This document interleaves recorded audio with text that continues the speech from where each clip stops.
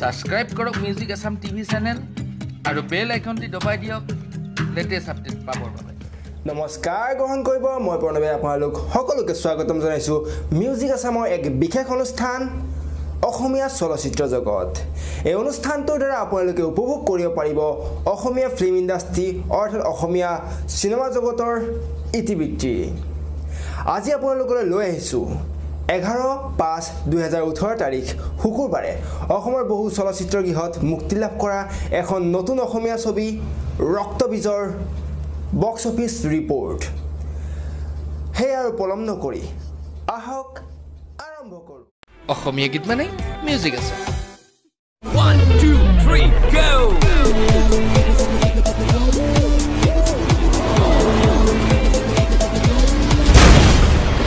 নমস্কাৰ মই হেনো কলা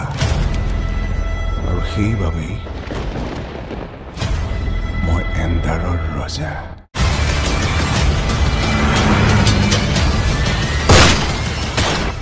ৰক্তবীজ সিনেমাখনৰ প্ৰযোজক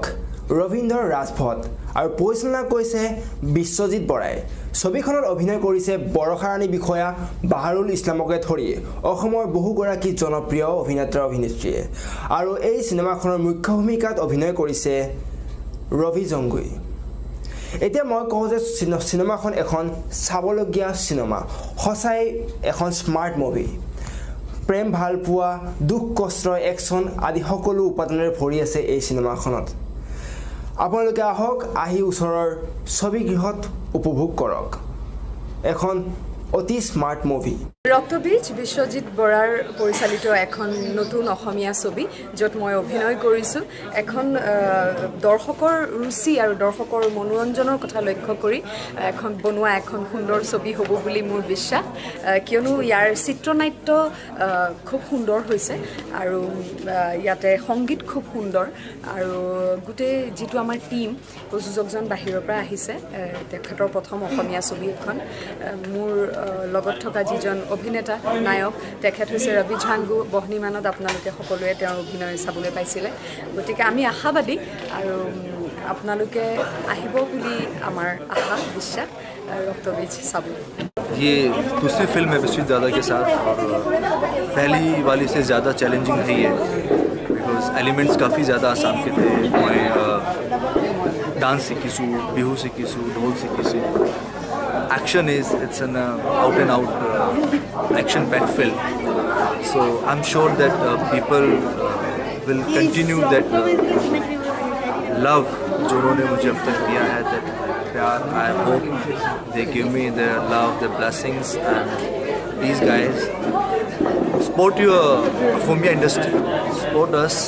पूरी टीम ने बड़ी मेहनत की है बड़े चैलेंजेस रहे हैं इस फिल्म को बनाने में बट ये सब अधूरे हैं जब तक आप लोग थिएटर में नहीं पहुंच जाते মই যথেষ্ট পৰিমাণে হ্যাপি আচলতে কাৰণ কি ময়ো এই সিনেমাখনৰ এটা পাৰ্ট এটা মেম্বাৰ